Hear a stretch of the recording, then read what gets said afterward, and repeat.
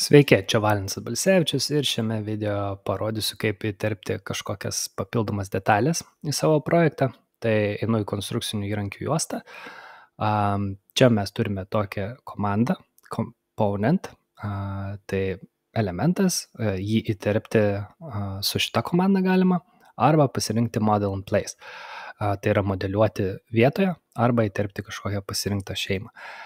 Modeliuoti vietoje nepaturiu niekad naudoti, pats turėjau problemų ir kiek matau iš visokių pasisakymų socialiniuose tinkluose, tai visi keikiasi radę tokį dalyką kaip model in place, kai mes modelyje tiesiog nubrėžiam tam tikros formos daiktą ir jį naudojame savo modelyje. Tai jis turi paskui problemų su parametrais, su kiekiais, su medžiagiškumu, su visko. Tai reiktų vengti kaip įmanoma šito dalyko.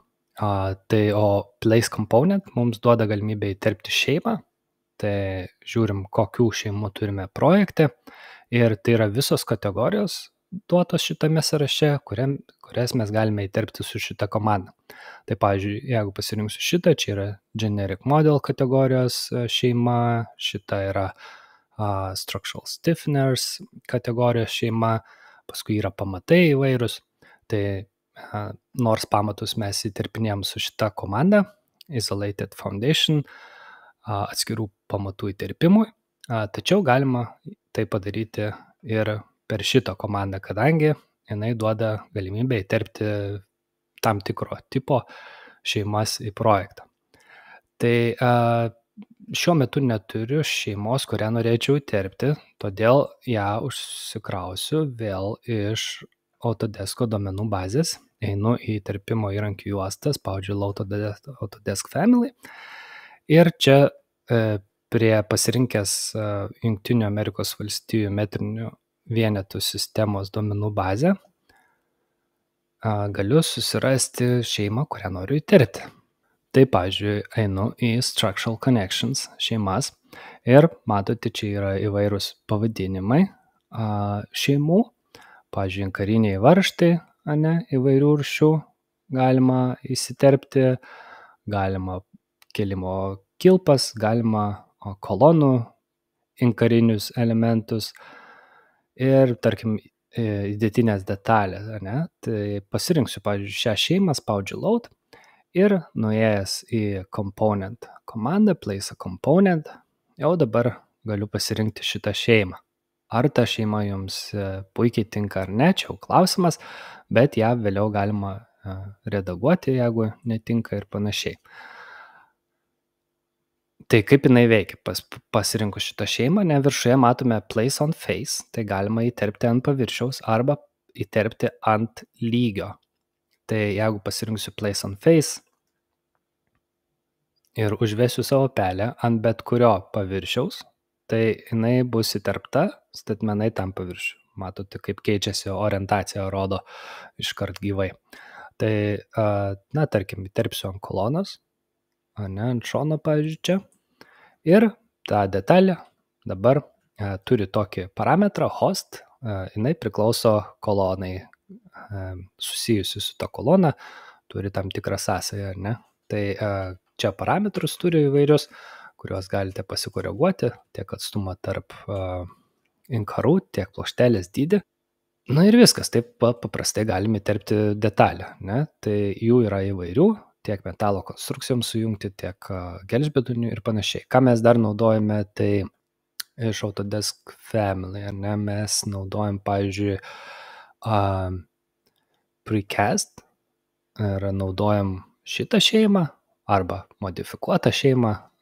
Čia jau neatsimenu, bet turbūt, kad mes ją pasitvarkėm pagal save vėliau ir spaudžiu load. Tai yra trumpoji gembė, ne?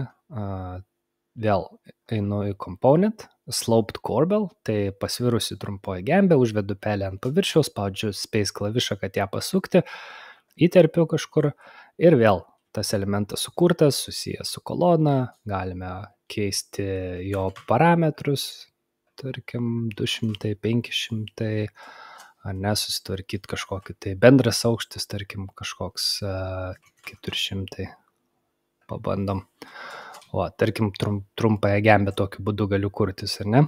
Jų poziciją, aišku, mes galime redaguoti šiek tiek ir 3D vaizde, tarkim, aš užvedu čia su Align komanda, ne, užvedu pelę ant šito paviršiaus, pavyzdžiui, noriu sulygiuoti su šitu kraštu, spaudžiu šitą ir sulygiuoju savo detalę. Ne visos taip suveiks, kadangi jos turi instance vietinius tos parametrus, tai kartais elementą greičiau padidins, negu kad sulygiuos su kraštu. Tai galime daryti taip planuose arba pjūviuose. Dar į ką atkreipčiau dėmesį, galbūt naudojant va tokią trumpasios gembės šeimą, kad tai yra structural connection kategorijos elementas.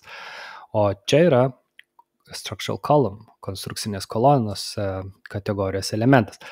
Ir mūsų atveju tai nėra svarbu, kai mes dirbame, tačiau esu girdėjęs, kad BIM valdytojai arba koordinatoriai nėra to patenkinti, kai taip yra naudojama, kadangi eksportuojant į FC failus, jiems yra problema įsifiltruoti elementus pagal kategoriją, nes tarkim, jie patenka, kadangi į atskiras kategorijas, nesiskaito tenai kaip vienas elementas ir jie ten turi problemų su to. Tačiau žiūrėkit pagal savo situaciją, kaip jums patogiau ir ko iš jūsų reikalauja. Dar vienas dalykas, ką noriu parodyti, tai aš esu susiinstaliavęs ProdLib priedą Revitui. Tai yra programėlė, kur galima parsisiųsti įvairių gamintojų bibliotekas ir, pavyzdžiui, jie turi Peiko biblioteką.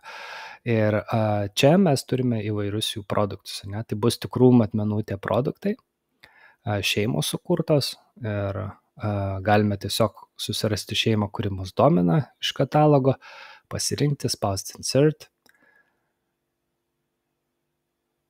Ji bus atnaujinta iš 21.25 versiją, kadangi Revit'e patogiau savo šeimas turėti žemesnėje versijoje, todėl kad, pavyzdžiui, jeigu turi 25 šeimos failą, projektą arba šeimą, tai jau negali pamažinti tos versijos. Gerai, kaip įterpama šitas elementas? Matau, čia nebėra place on face ar place on workplane. Čia sukurtas panaudojant kitą šeimos šabloną ir galiu tik tai įterpti ant lygio. Na, tai irgi variantas, nors aš tai manau, kad protingiau kurti kaip panos šeimos sukurtos, tai yra kurios limpa prie paviršiaus arba prie darbinės plokštumos. Tai uždarysiu šitą langą.